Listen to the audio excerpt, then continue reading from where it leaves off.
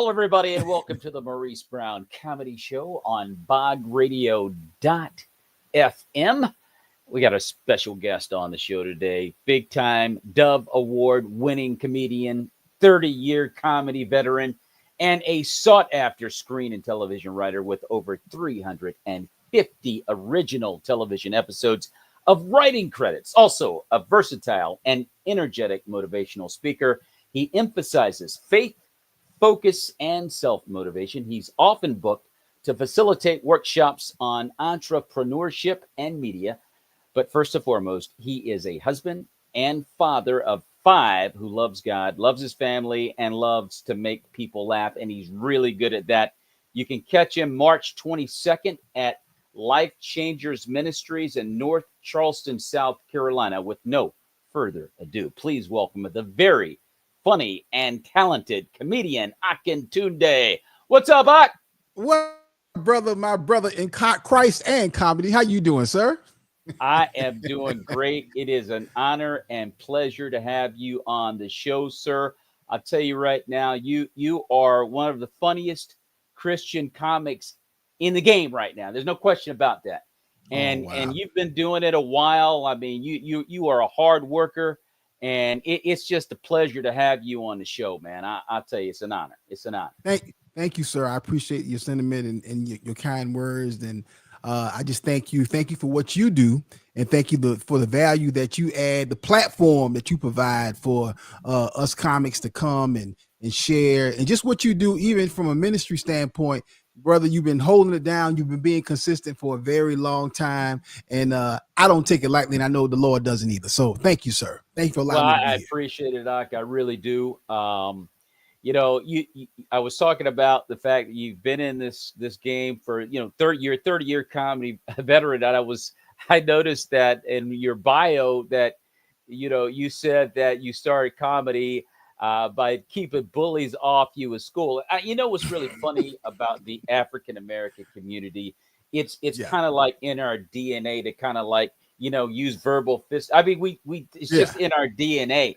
I mean, you go up north, you go up to New York, they call it the brothers call it the dozens. The dozens, right.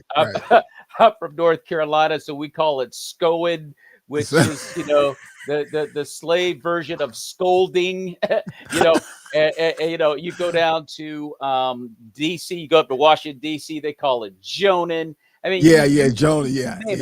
And I mean, when I was growing up, I was a small, chubby kid, and my brother was like, "Yo, man, how in the world do you keep those bullies off you?" I mean, I became really good at scoring. Right. Wow. They didn't want to mess with you after you humiliate a few people. Then they kind of want to be your boy. Yeah, right. Yeah, it was the same thing for me. We called it. I'm from Savannah, Georgia, so we called it checking. So okay. So somebody was like, "Oh, you trying to check?" Oh, okay. And then I became known, like well known for being able to check. They were like, "Hey, don't mess with Akintunde, because he can check." And that was the thing, man. I like people would come in the neighborhood, and I was a short. I wasn't so short, but I was a fat kid. Right. I had all of the fat kid trappings. You know what I'm saying? I had the gut, I had the butt, the hips, and all of that. And and people would try you. I'll never forget this one time I had some corduroy pants on. And if you know anything about corduroy pants, anybody out there, if your legs rub together, that corduroy gonna rub as well. And I never forget this guy looked at me, he said, "Ooh, look at between his legs. Oh, his corduroy rub." And I'm like, "Oh man." And those times, that period of time is when I learned to talk about people. Like I got real proficient at picking out whatever your self-esteem issue was. I could locate it and talk about it. I write songs about it. I mean, I talk about your mama, I talk about you, whatever it was. and it literally got to the point where when I got to high school, I wasn't so chubby anymore, but I guess I shot up and got taller. But when I got to high school, people would come through the we call it the loggia. So this big open area, The kids would walk through, and I would just be sitting up there checking people. And then and never forget, like a couple times people come through like, don't you stop me today, Akintunde. I don't feel like this today, So so I still like to say, I don't check anymore. I put that. I stopped checking. Every once in a while, my wife and I crack on each other. Every once in a while, my old comedy buddies, we crack on each other. But other than that, I put checking the bed because I used to say too much terrible stuff. Well, see, Ak, and that's the other thing, and I'm going to switch gears, but I got to say this. That's the thing you realize as you get older, like, that is a deadly weapon. Yes. It's worse than laying hands on people. It really is. And then when you start to realize, dude, when you start to realize what you're actually doing to people, I mean, if you have any kind of heart at all. Yeah. You know what I mean? Yeah. You start to go, oh, man, this is, I mean, especially when you get saved. Oh my God! You're like, you gotta And matter of fact, you need to repent right now. Right, you repent and apologize. You need to repent right now. You start thinking about the stuff you said to people in the past, and how you humiliated them. You need to get on your knees now. Right now. So and it's amazing because the book of James talks about the tongue. Yes. How lethal the tongue is. Yes. No, there's a young well, she's not wouldn't be considered young anymore. She's the same age I am. Yeah. But I won't call her name, but there was this one particular girl in middle school. Yeah. I used to check on all the time. And I really used to check her because I liked her, but she didn't like me. Okay. So she had one little thing. She had sideburns. She had like and it was really like cute little sideburns, right? But as a kid, I didn't know how to say that, and then she wasn't giving me no play. So what do? I cracked on her sideburns every single day. And after I got saved, I thought about the mean stuff I would say to her. Like, could you imagine as a developing 12, 13-year-old in 7th, 8th grade, and here it is, this guy that's cracking on you, this kid that's cracking on you every other day and bother you. I realized I was bullied as a kid physically, but I became a verbal bully and a responsive bully, and I bullied other people, which is classic bully behavior. So and you know what? And then you realize that when you get older, that that ability is a gift from God to be used, under His control. Right. It's a great gift. Right. And thank God for the saving grace of Jesus Christ, brother. Thank the Lord, because He turned it around for everybody. Yes, sir. Yes, He did. You did we talked a little bit about it before coming on about your special, a hilarious special you did in 2019 called Because I Said So. Yes, sir. Yes, sir. And that was, correct me if I'm wrong, just before COVID, was it not? It was. We shot it before COVID. I think we might have shot it in 2018.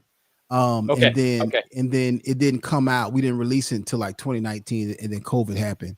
And then we kept it or managed it for those years. And then last year we sold it to Legacy Distribution, and then they released it much wider. So it was available on audio for all those years on Sirius, and it was available for pay-per-view. And then we were like, hey, let's go ahead and go wide with it. And then Legacy picked it up, and now it's on Tubi, it's on Apple TV, it's on Amazon Prime, Freevee, Plex, YouTube. It's all over the place. So definitely, please go watch it, everybody. And thank you for mentioning and watching it. Please, folks, check it out. Because I Said So by comedian Akintunde, one of the funniest specials you're going to see. Not a single curse word. Thank you. And I'll tell you now, Christian comedy, in my opinion, is getting ready to take a higher position in comedy to the extent where people are starting, I feel anyway, people are starting to realize how funny Christian comedians are. Right. And I fully agree. It's like you start to look around the landscape. You look at a guy like Marcus D. Wiley. You look at A-Train, guy like yourself, and you just start looking at some of these guys that are. You got Michael Jr., who's out in Texas. I don't know if you're familiar with Jason Earls or not. He's a minister now. Oh, that's my man. That's one of my best friends. Yeah. I mean, just I mean, we'll have you on the floor. Yeah. And you know, the beautiful thing about it is not one single curse word or an out of pocket word. You can use out of pocket words that, you know, are unnecessary, which aren't necessary and expletive, but like, why? And people appreciate that. But I'm just looking at the landscape of the Christian comedy community. John Christ. What's my Leland Clausen? Very funny guy. Yeah, funny. Good. So I just love it, dude. And I was saying, you know, your special came out just before COVID. Mm-hmm. I want to ask you, because you've just stayed busy. I've watched you on social media, but just for our audience, how did COVID affect you, and did you come out of it better regarding your career? Good question. It affected me greatly, particularly as a tour. We had done for the previous year. We had done our Healthy Laughter tour and Denny's was a sponsor.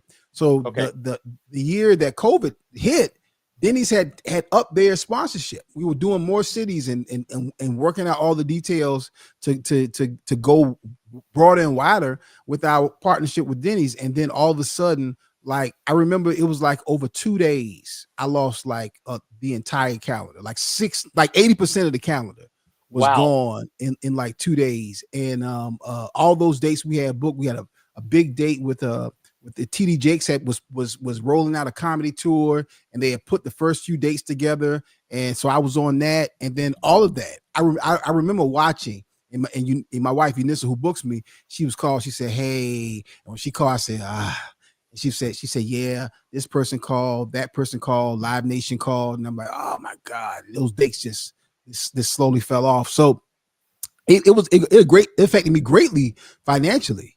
And then what it did was, COVID is part of the reason why I have no fear of anything that is happening right now or that could happen. Because COVID showed me just how powerful God is. I knew that before. Clearly, I've said several instances where I've seen God work miracles, or God provide, or God do amazing things that was a blessing. But COVID showed me, my monitor fell off. I got you. But COVID showed me just how God provided and how he shifted things for me. And it took my company, we went deeper into production.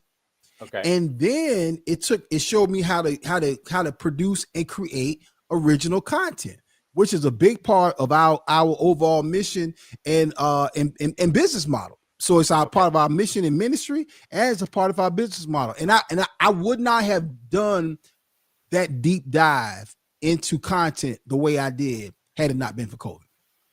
And you did a lot of good stuff. Like I said, I followed you on social media, and you have something out now called Joke Farm. I want you to talk about that a little bit, but I want our audience to get a little snippet of Akintunde in action. I got something I never had before. I got back fat. And back fat is evil because you don't see it. You look in the mirror like, oh, I'm straight. You don't realize your back looks like a pack of hot dogs.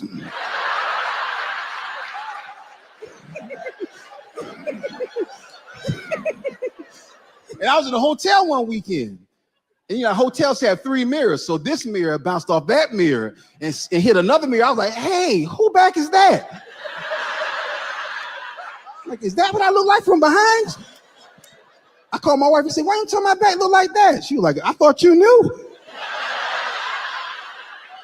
That ain't just happened. Your back been like that. That's not new. Some of y'all trying to act like you don't know about the back fat. Let me tell you something. If you got to lift up the dry off, that's back fat.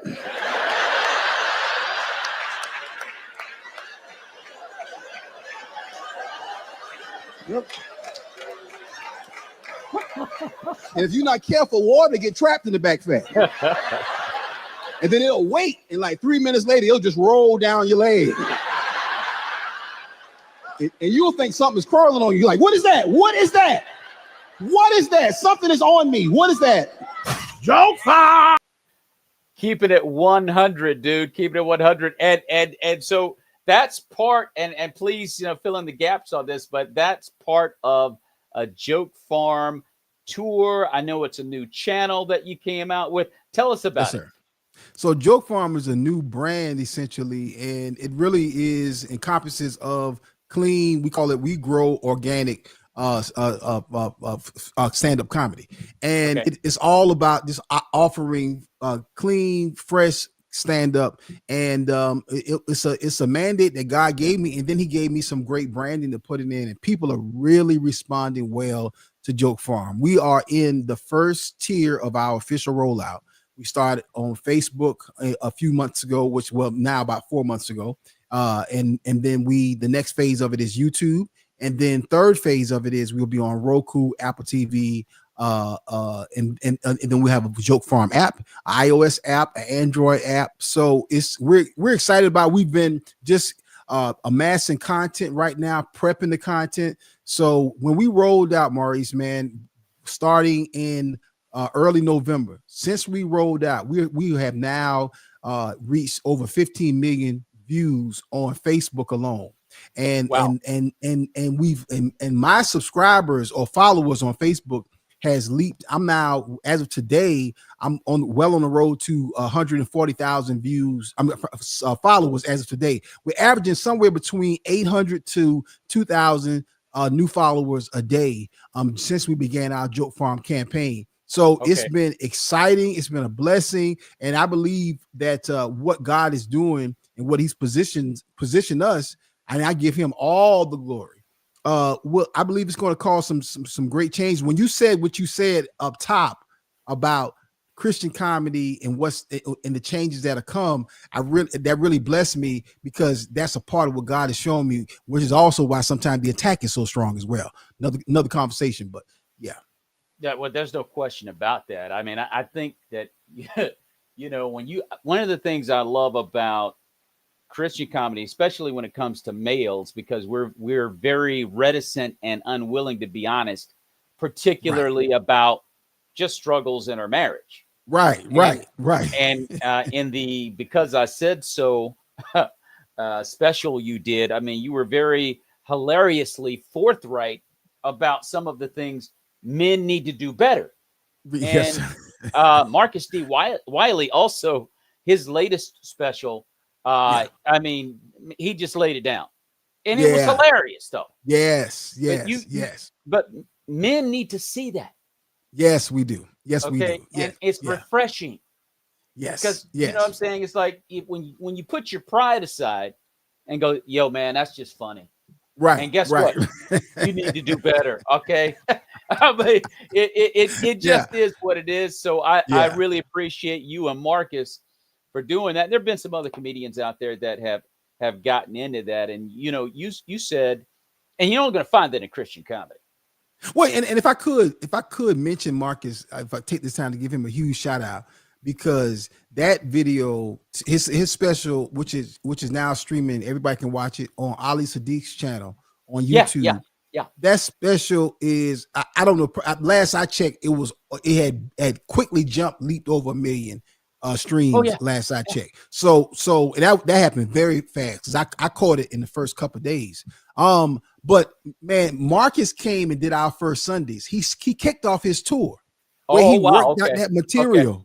At our first Sundays. So he literally he came and did like an hour. I actually was on the road that week and somebody else hosted, but I saw the replay of it. Man, he took like an hour and some change, maybe an hour 20, and just ironed that material out and for the first time, kicking off his new tour. And then of course, took it and kept rolling with it. And then now, it is a fully well-produced, excellent comedy special that I encourage everybody to go watch. And it's hilarious. It's truthful. It's forthright. And I think a lot of men and women, particularly if you're thinking about getting married. Yeah. What I love Marcus' special, because he talks about, if you're thinking about getting married, like he said, if you're selfish, he said, if you're selfish, if you don't like to forgive people, you don't need to be married. No, I was like, say that, sir. But and the thing about the special, for both of you guys, I mean, you both were very forthright and hilarious with the accounts that had occurred during your marriage, the ups and the downs.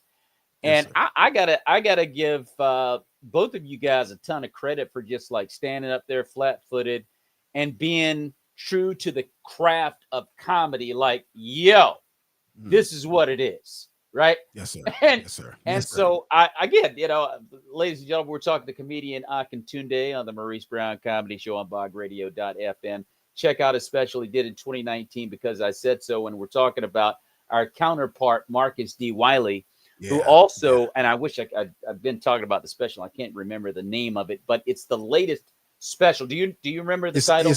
It's Marriage is Major Surgery. Okay. And what Marcus did, he stood there flat-footed for like an hour. Yeah. Talking about the ups and the downs, the good and the bad. I was like, you know what?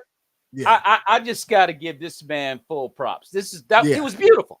Yeah, it was. It surely was. You know, and I told, I had folks who were there that night, the first time he did it. There were it's a lot of pastors that come out to our show. Yeah. And they were saying, it was like, man, you know what Brother Wiley did, man. He said that was straight up ministry. He said it was comedy. He said, but he was ministering to people. And I think that brings to mind what you're talking about in terms of what Christian comedy does. That if you just are up there trying to be funny, if you just going for the laugh, if you're willing to say whatever without regards to, what, how it reflects or how it is it relevant or does it line up with the word of God or how it affects other people. When you go to a Christian comedy show, it is the total opposite. It is somebody sharing what they do and their material, their experience or their point of view on whatever for comedic value. But when it's done properly, there's always huge ministry value. So yeah, I think we're in a great time and space right now. And I think people are recognizing that. Go ahead and do your service your audience and expand from there. And don't be afraid or don't feel like you have to change who you are to accommodate or to fit in. No, be you. Be proud of who you are, whether you're a Christian comedian or clean comedian, whatever, however you clarify or how you categorize yourself. Be proud of it, because everybody else sure is. Of course, you're familiar with female comedian Nikita B. Yes. Oh, that's my sister. That's my sister. I was talking with Nikita a few years ago, and she said, "Don't ever get on stage and try to be funny about something you haven't resolved within yourself." So Nikita, you know what I'm saying? It's like you can't joke about something you haven't worked through. So I said that to get back to what you and Marcus have done in terms of talking about the ups and downs of your marriage. It's funny now. It wasn't funny then. Right. No, some of it wasn't. No, some of it was. Some of that stuff wasn't funny. Yeah, but you guys clearly got to a space where you were like resolved. Right. You know what I mean? It was all good with you and your wife. You guys have moved on, and then you can go back, you can double back, and now you can help somebody that's going through it. You mentioned something earlier about like the devil doesn't like what we're doing. He's trying to stop us at every turn, and we go through levels of difficulty because the devil's trying to stop us. Right. And for sure. And in that world, it's called spiritual warfare. Yes, sir. My wife. Go ahead. No, I wrote and directed a film last summer, a short film. Okay. Called Unknown Kingdom. Oh, wow. And so this is my wife and I in one of the scenes. Oh, wow. I love it. We got nominated for Most Inspirational Short Film at the International Christian Film Festival. They're going to have this award ceremony on May 3rd in Orlando. Okay. Congratulations. I appreciate it, brother. And so I'm talking about spiritual warfare. A lot of people don't know there's another world going on out here that we can't see. Yeah. And it's very active. It's very active. And I based it on the book of Daniel, chapter 10. Okay. And so I just wanted to bring that up because you kind of, subtly alluded to the fact that there's other stuff going on earlier in our conversation. Yeah. No, you're so right. And I was praying this morning, really praying about some attacks, if I'm being transparent, some attacks that my wife and I have been experiencing, and we know the cause. but literally while I was praying, talking directly to God, praying and listening to God, and I was praying the Holy Spirit. And then after I came out of it and begin to really go about my day, later I talked to someone who was a friend and a mentor and someone who I'm doing some business with, and he was describing some of the attacks that he's been experiencing. And I said, sir, this is confirmation that we have to recognize that this world that we are operating in, this is just this natural world that we are operating in, but we are fully spirit beings, and we have to make sure that we tap in to and tap into the Holy Spirit and allow that to be a part of us, not something that we keep off to the side. Not something that we view as spooky. No, that's a part of you. That's a part of your being, your makeup. And we have to make sure that we are diligently praying and diligently making sure that we consider all of that is going on, because people don't want us to do what we're doing.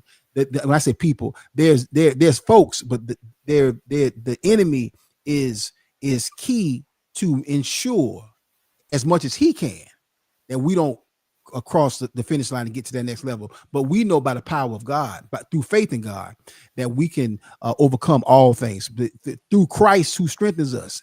All things. That's right. That's right. And we have to remember we're in a war out here, because the gift God has laid upon us is huge. It's huge. Yes, sir. The healing power. Because remember what I said about the gift, the ability to tear down. In our defense growing up, didn't know the weapon that we had. Right. But God gave us a great weapon to use for him. Right. And that is to use it to get people healed and freed from bondage, chains of bondage, and so forth. And what you're doing on your platform, you're doing a great job with it. I love it. And I've mentioned some of your counterparts that are just killing the comedy game right now. And the secular world better watch out, because we're coming. Just telling you that right now. Sure. We're coming. For sure. And guess what? We're going to get them saved too. You know, it's amazing you mention that, because there's some places that I thought I would never go back into that God's been sending me back into recently. And you know what? I was watching you, and I said, you know what? I could go on the same stage right now as Dave Chappelle and kill. Wow. Same stage. Wow. Thank you so much. And that's confirmation then. What I just said, use confirmation. Yeah, well, I was with a friend of mine who I actually write with, and I was in Atlanta at a comedy club, and he said, "You want to go up?" I said, "Yeah." So I wound up doing like 4 shows, and all 4 shows, they were all like great, right? And God reminded me. He said, "Hey," he said, "You do know that you can minister here, and you can reach people, and there's comedians that you can reach here that you won't reach if you're at a church, or if you in a production, or in a general venue that you produce." Sure. So and sometimes, like what you're saying right there, is sometimes the mere fact that you are just as funny without cursing, it ministers greatly to particularly other comedians, whether they say it or not. And that's not an arrogant thing or a pride thing. That's a ministry thing. And we have to allow our gift to shine and to draw men unto Christ. It's a ministry thing, and I really believe that God he's opening that door for us to go right through it, because the world is craving for some kind of answer in their dark world. They're craving for it. And when you look at a guy like, and I don't even want to say any secular names out there, because I did mention Dave Chappelle, and I think the guy is hilarious. There are people Cat Williams and other comedians out there. I honestly believe that if people like yourself and A-Train and Marcus and other fellow comedians broke through and got on those stages, they would heal thousands of people, including the comedians. You know, D.L. Hughley, he went out and got A-Train. Yeah, exactly. And had them tour with him. Al Sadiq went out and got Marcus. Right. Those two gentlemen, and I'm using this as a small example, but those two gentlemen are helping those men. Oh, for sure. Helping them and helping the other comedians around them, people in the audience who they interact with, and other comics who they might not be on the show, but it ministers and it speaks volumes to them to see somebody who they know. Oh, I think I heard of him. Oh, isn't he a Christian comedian? Oh, he do. Sometimes people say, oh, he do them clean shows or them church shows. And when they see somebody, particularly when you are able to do it with a level of accuracy and a level of excellence that delivers big with the audience and there's such value when you do not compromise. That's why I'm always big on comics about not only being funny, but don't just go somewhere and say something that you wouldn't say around your Christian comedians or at a church or your fellow comedy brothers. Don't compromise, because when you compromise, it speaks volumes. This doggone monitor. But when you compromise, it speaks volumes. And when you do not compromise, if it ministers volumes. So I think a lot of comics will and God can trust you in certain spaces. I love the fact that Marcus has done so many dates with Ali, and he does them the way he does them. He's not in any way mixing up or changing what he does. But when he does it like that, it speaks volumes to that audience. You don't. Oftentimes you don't understand. A brother came when I was in Atlanta a few weeks ago. A brother came up to me after the show. He said, "Man," he said, "Bruh," he said, "Man, you was funny, man." He said, "You know what, man? I appreciate you for keeping it clean like that." And I said, "Oh," and again, I work the way I work. I don't think clean comedy. I just think this is what I'm doing. So it's not like I'm saying, "Oh, there's no cuss words here." Is what that's not what I do. So I think sometimes we may not realize just how much you're ministering to somebody through your craft. So I have a comedy friend by the name of Donnie Stopa. I don't know if you're familiar with Donnie or not. Not right off. He did a documentary. Well, he's in contractual talks with a platform to get the documentary shown. Okay. But he's talking about comedy versus the cancel culture. Oh, wow. Wow. Like, because now when you're clean, you can still offend even when you're trying not to. Oh, yeah. Oh, yeah.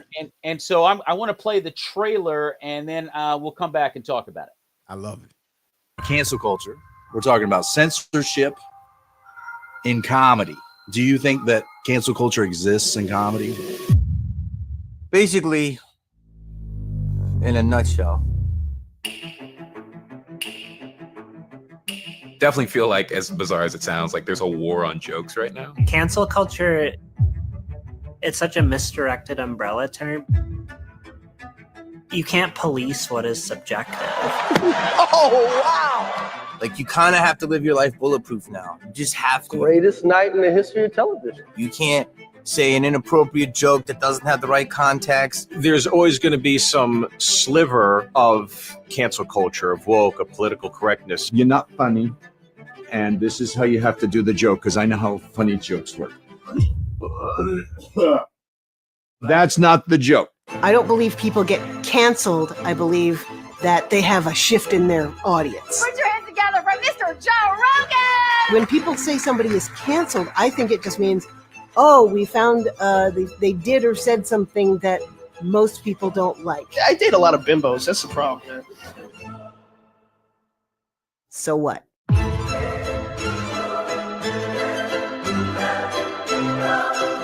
So let's think about that joke in today's culture. So let's think about that joke in today's culture. What are your impressions of that trailer? First of all, excellent production. Shout out to the director, the producers. That's a great production. I can't wait to see that. I think it's very relevant, very, very timely, and very well done. I think that cancel culture has run amok across the board. And and when somebody can cancel you or affect your livelihood, affect how you take care of your family, affect what opportunities you receive or don't receive, simply because they disagree with something that you might have said either at a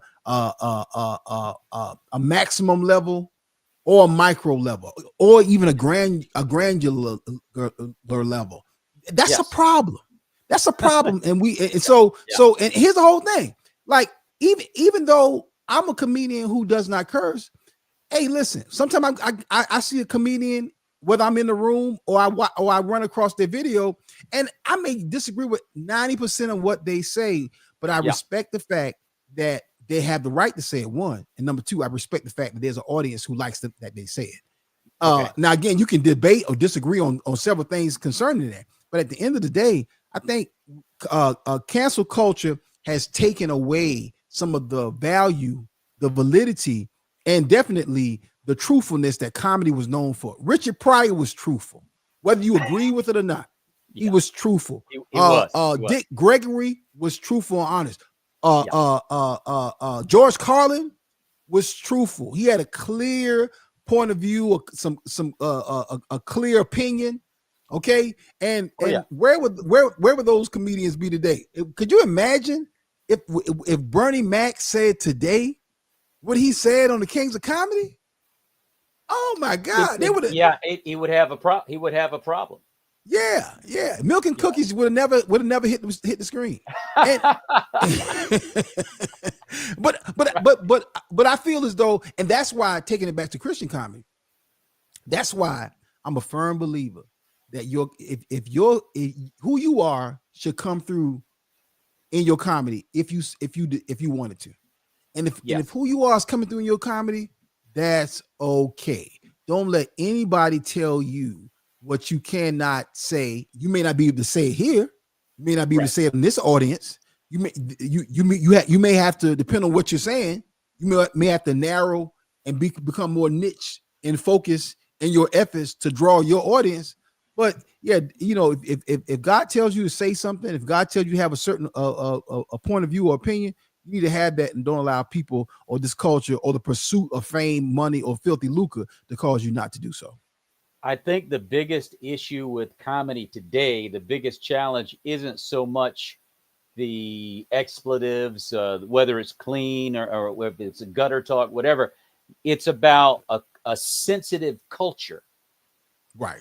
Which means you've got a much softer culture than the one that we experience. Like, we're counterparts, so we can go back to 1973 primetime television, and Sanford and Son is on the air, and Red Fox as Fred Sanford during prime time is using the N-word, and nobody got mad. Right. But, no one got upset. And the Tarzan line. Come on. Matter of fact, everybody laughed at it and kept it moving. Yeah. And so that's kind of a harsh example, but it's a real example, because there would be no Red Fox, there would be no Archie Bunker, there would be no George Jefferson, there would be no James Evans, because they said stuff in a way that no matter how you felt about it, agree or disagree, they said stuff raw on national television. Yeah, they did. But see, and here's the other thing, and you mentioned this a moment or two ago, but they were also telling the truth. Yeah. You see, that's what made it so compelling, good, and funny, because it was all true, and everybody knew it was true. Yeah. And so people kind of put their feelings to the side, because once again, we were in a hardened culture where people didn't care about your feelings when we were growing up. Your mom and daddy didn't care if they embarrassed you in front of your friends. Not at all. Teachers didn't care about it either. No. I talked about. I think I talked about it in either because I said so, or in The Whole Truth. I mentioned how my grandmother, would tell you need to brush your teeth. Like, baby, your breath stink. Yeah. What? No. She didn't text you, or she didn't say in the roundabout way, oh no, baby, your breath stink. Oh yeah, you need to take that off. You look terrible. That's not a good outfit. And she do it in front of your friends. Yeah. Ain't no big deal. And guess what we did? We shook it off and did exactly what they told us to do. Is it when she said, okay, thank you. Thank you for telling me my birthday. I wasn't offended. I didn't go write an email. I didn't go tell my mother. I didn't go say grandma was unsafe. I didn't go say that grandma is abusive. No. I said, thank you. Thank you. So but you're right. You said something key. You said softer, and I think you used the word weaker. We by the lack of truth today in culture, it has made us weaker in culture. It's and that's again, that's we could talk an hour about that with me, but no, there's a lot in that I think that documentary can really bring out. When is that coming out, or is it already out? It's not out yet. He's still talking with different platforms. He's trying to get a contract with the platform. He's been working, and as he's working on it, he's adding more episodes. He's still working. Oh, nice. Nice. But when it's done, it's going to be a great documentary. There's no question about that. But I mentioned Nikita B earlier. Yeah. And talking about resolving things before you get on stage. I want to ask you this, have you ever had personal struggles that you had to resolve within yourself before you could make a joke out of it? And then the joke actually helped someone that was going through the same thing? I did years ago, and let me preface this by saying, because I used to say this from a place of almost pride, but I've since got healed and even given him some grace. My father, because of drugs and Vietnam, he was not a part of my life from 7 years old until I was about 28. Wow. But during that time, those first few years of me doing stand-up, I would be on stage and I would sometimes talk about it. And I never forget, I had tapped into, I've been doing my first 7 years of comedy, I did a lot of work. I was on the road a lot. So when you're on the road a lot, doing a lot of reps, you learn different gears. And I learned to become comfortable with silence. I think one of the greatest things as a comedian, particularly if you're a storyteller, is the ability to become comfortable with silence, because you're going somewhere. Yeah. So great point. So I used to talk about my father on stage, and I would go pretty deep into it. And I never forget, I was in Birmingham, Alabama, and the club owner came up to me and he said, hey, hey man, he said, great show. I love what you're doing. He said, hey, kind of back up off of a little bit what you're doing about your father. He said, because it's kind of killing the drink sales. And I was like, But then people were coming up to me after the show and they were like, oh my God, like these young women who I'm talking about, like these little college age girls are coming up to me after the show, like, oh my God, you blessed me. You talking about your father, it really helped me. And I'm like, and mind you, Maurice, this is pre-Christ. This is before I got saved. Yes. So I was actually doing what Nikita was talking about, which it wasn't resolved with me. I was working it out on stage, right? Interesting. And I was actually having therapy on stage. And then I was even doing this when I got to the point when I described how because my father, when I did reach out to him when I was about 28, that didn't go well. And when I get to that part, when I got to that part of my recollection of that, on my on stage performance of that, I would take the house down low. And because I was for me, it was a dark place. But after I got saved, years later, I asked God a question. I got to a point where I hit a wall. Every once in a while you hit a spiritual wall, and I couldn't get to the next level. Okay. And I asked God, why can't I overcome this? Why can't I get past this? Why is this still a problem, an issue for my flesh? And God said, literally, he spoke it to me in the car driving back from Georgia. I forgot where I was coming to Georgia. He said to me, because you hadn't forgiven. And I said, wow. I forgiven. Because I thought it was about me and my wife. I said, oh no, we forgiven each other. We're in a good place now. And he said, you haven't forgiven your father. Maurice, when he said that, it's like I started immediately crying. Yeah. And And it was, I'm not talking about no regular cry. I'm talking about ugly, whooping. Yeah, man. Yeah, like I get it. Uncontrollable cry. And I literally Man. cried. I cried for 72 miles in the car. Wow. Wow.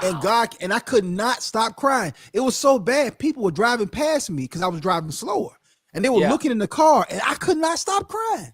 I cried the previous, those with however many years that was. By that time, I was in my early 30s. So I cried all the pain from all those years. I cried it all out at one time. It was a cleansing cry. And when I finished, it changed everything for me. It was a cleansing cry.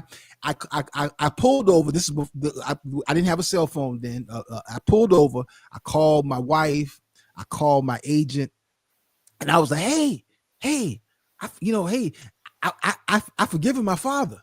Yeah. And my agent was like, "Oh, okay, okay, good for you, good for you."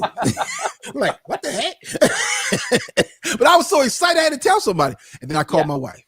And when I called my wife, Maurice, Eunice told me that she had been praying for me. She had been praying for me that I would forgive my father because she knew I needed to forgive him so I could have my breakthrough.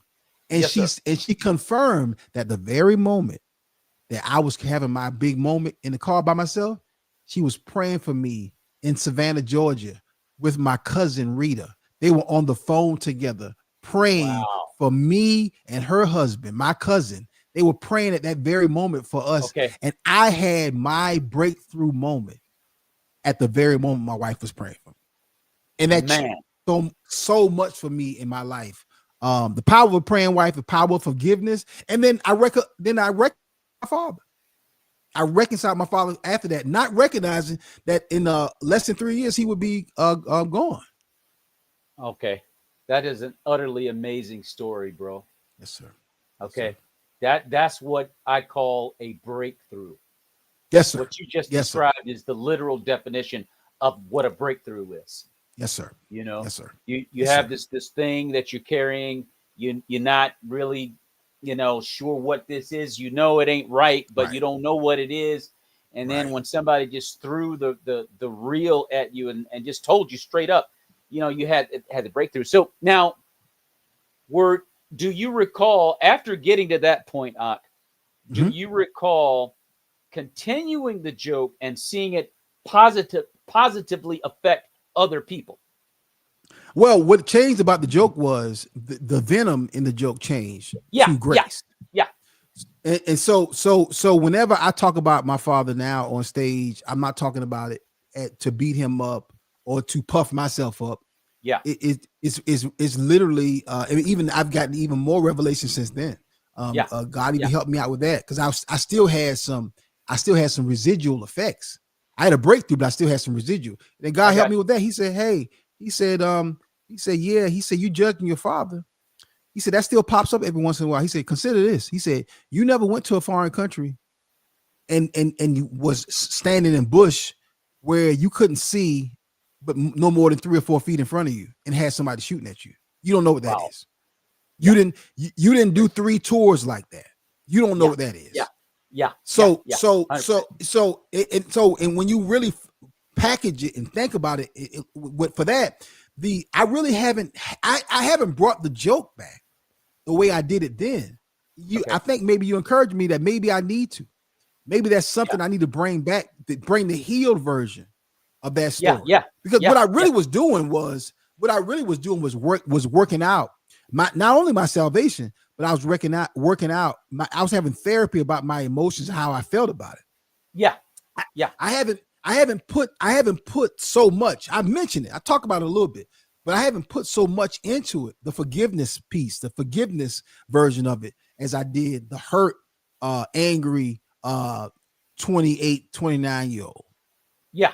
And I think that there's a lot of merit to being able to, okay, let me flip this, because you're great at that, is turning some, negative things and making them absolutely hilarious.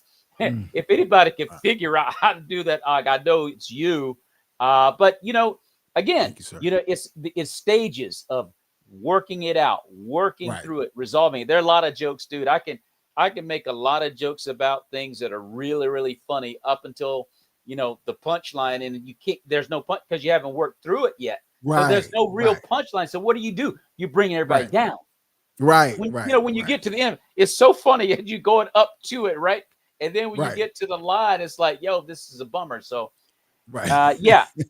But I mean, and I think that's why God has given us the ability that we have. Is it's ultimately to help someone that is having the same issue and get them freed. Right. Laughter is a healer. Laughter, I mean, the word of God said, laughter doeth good like a medicine.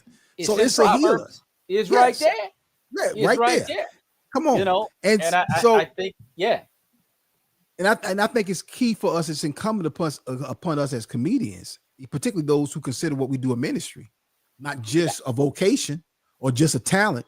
But if you look at the gift as a ministry, then you should definitely figure out ways to help people through your own story, through your own struggle, through your own truth. I think sometimes we overuse the word, this whole phrase now, my truth, because sometimes your truth is a lie.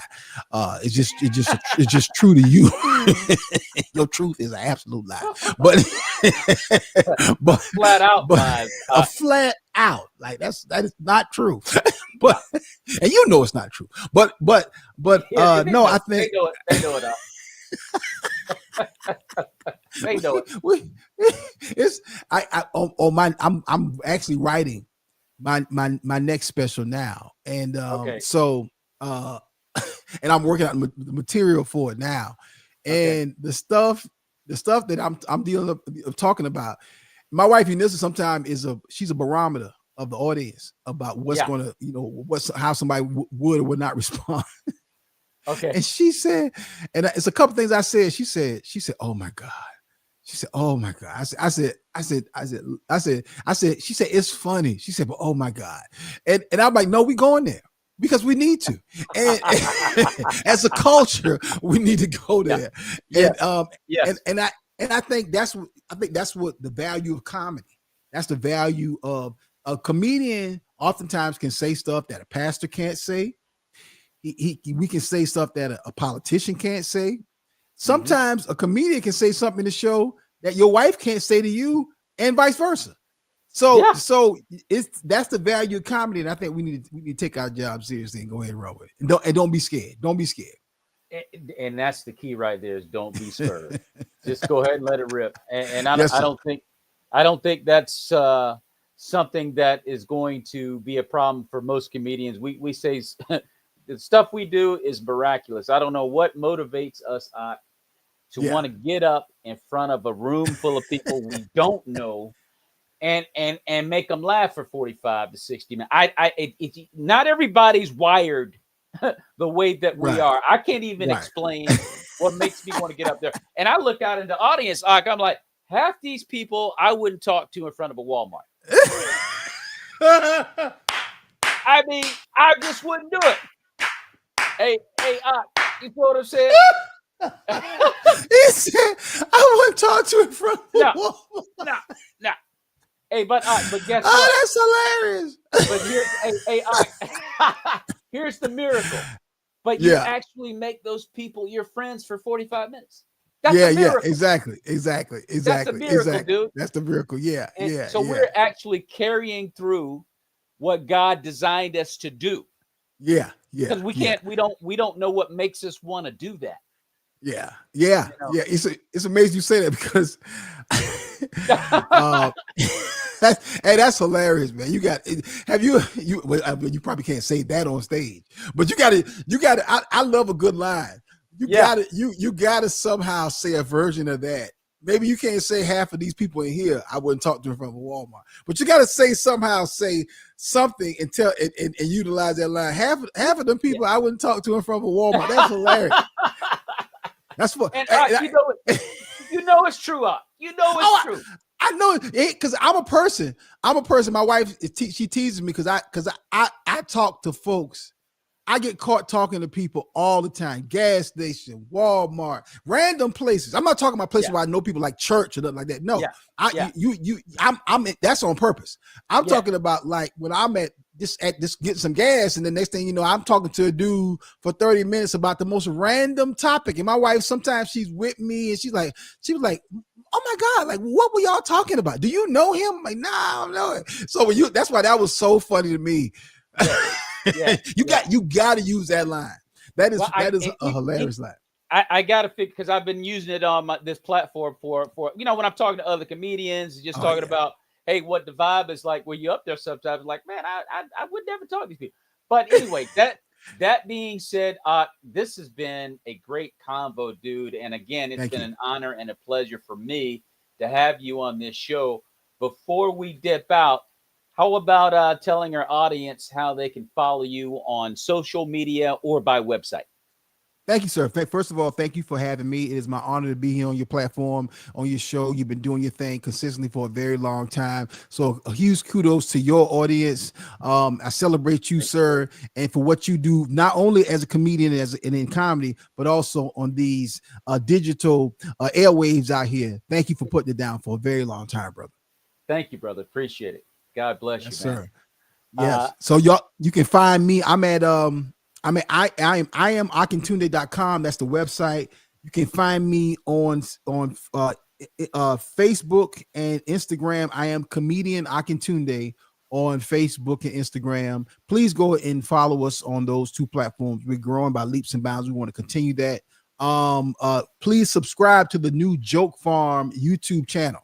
So we launched that about 3 weeks ago. And when we finish and get the all new Joke Farm app, I need y'all all to go and subscribe to it. You can log on to the website, joke-farm.com, and you can get some more information about that. But we are working. It is a huge challenge. It is taking a lot of time, a lot of money, a lot of effort, a lot of bandwidth, and a lot of faith.